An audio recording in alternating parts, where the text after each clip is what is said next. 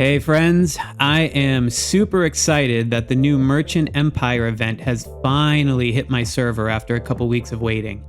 It's also coincided with the first appearance of the brand new Alliance Brawl event, and these two events seem to be significantly intertwined. Since Server 21 is late to the party, I'll not be explaining all the ins and outs of this event. It's pretty straightforward, and there are plenty of other videos out there which cover this.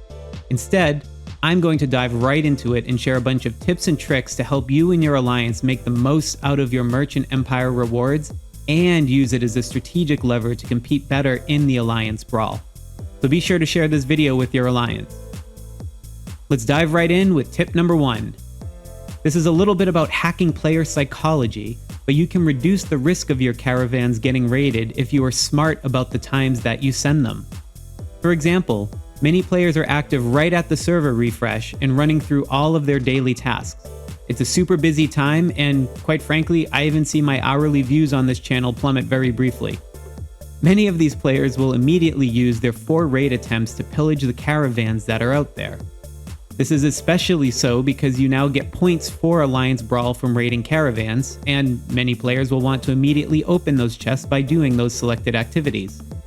So this means it's smart to avoid launching your own caravans right at the server reset time.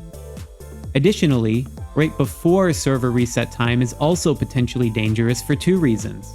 1, players may be holding their raid attempts to right before the server reset in an attempt to shock the enemy alliance with points in Alliance Brawl right before the competition day closes out. So this could also be a dangerous time. Secondly, the caravans take time to complete their ride, possibly 3 hours or longer. And if you launch too close to the server reset time, then your caravans may still be active when everyone starts raiding again.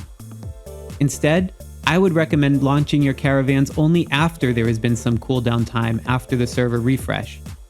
I know it's only a sample size of 2, but I waited until a few hours after server refresh at 0 UTC to launch these 2 gold caravans, and neither one was raided during their journeys due to the odd hours in Europe and the US. As more people watch this video or catch on to the timing aspect, then maybe the safest times start to shift a bit.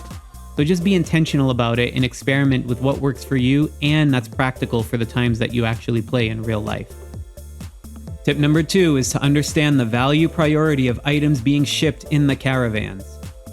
This is important both for your selection of caravans to raid and because if you get a caravan that has these high value items, that should be the 1 out of 4 caravans per day where you use an alliance assist, since it's more valuable and will be under greater threat of raiding.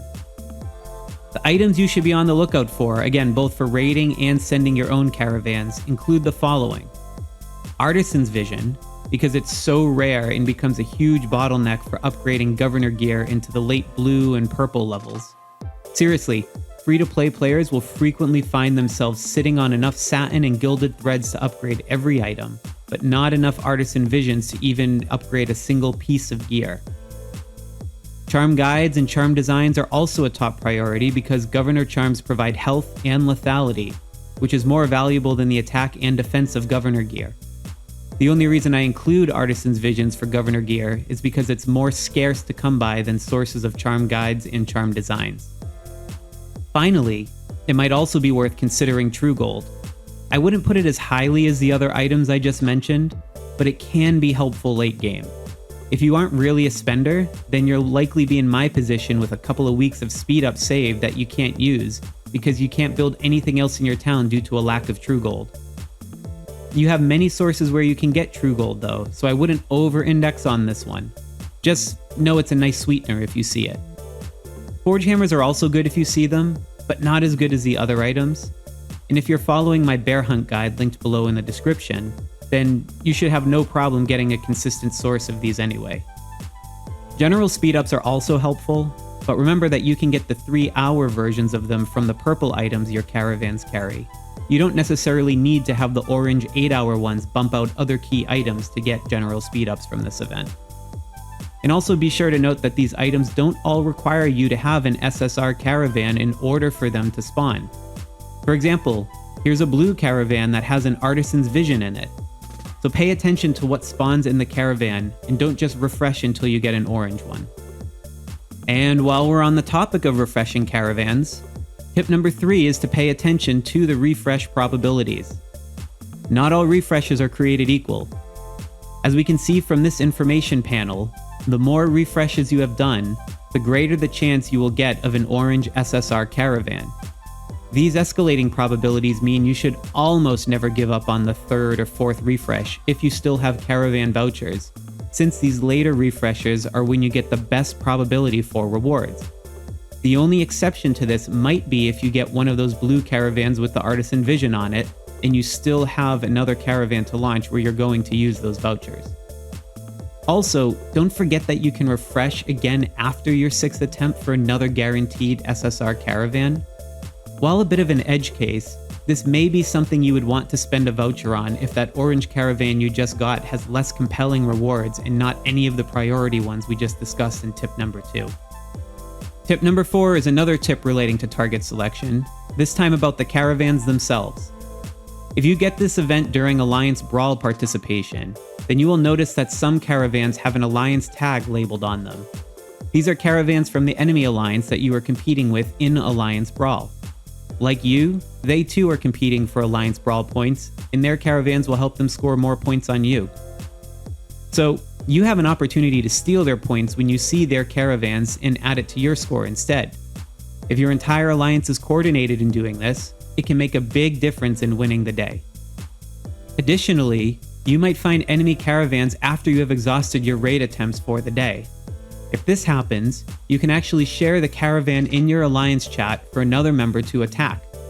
You could also try sharing it in your server's world chat if it has a particularly juicy cargo that anyone might be interested in, especially if they are far ahead in Alliance Brawl that day for their alliance.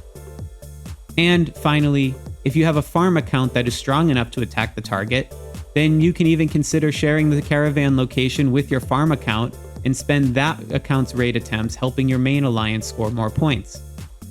You could also share one of your farm account's caravans with your main account if it's spawned with amazing rewards, and your main account needs the item drops more than Alliance Brawl points. Either way, just be creative in how you can play with the target selection to get the best rewards for you and be most disruptive to the enemy alliance. But what if you don't see any weak enough enemy caravan targets on the Merchant Caravan event page to raid? Tip number 5 answers that question by helping you find alternative caravans from your enemy alliance. Typically, the game will only show you one caravan from an enemy alliance. However, you can actually find more of them if you know where to look. Instead of going to the enemy alliance's kingdom looking to randomly see caravans, you can share the location of the one in the event page window with yourself in personal chat.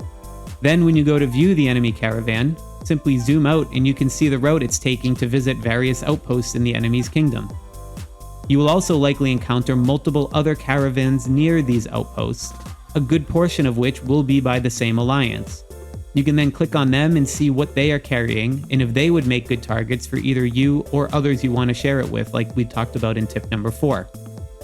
With some diligence, and by combining all of these tips together, you should be able to maximize the individual rewards you get from the Merchant Empire event, as well as maximize the points that your alliance earns over the enemy alliance in Alliance Brawl. It's still early days in this event, so feel free to share other tips you've figured out in the comments below. Be sure to like and subscribe if you found this video helpful, and also be sure to check out the rest of my Kingshot tips, tricks, and hacks playlist. Also, do me a favor and go easy on my caravans if you run into them out there, okay? Thanks again for watching, and happy gaming out there.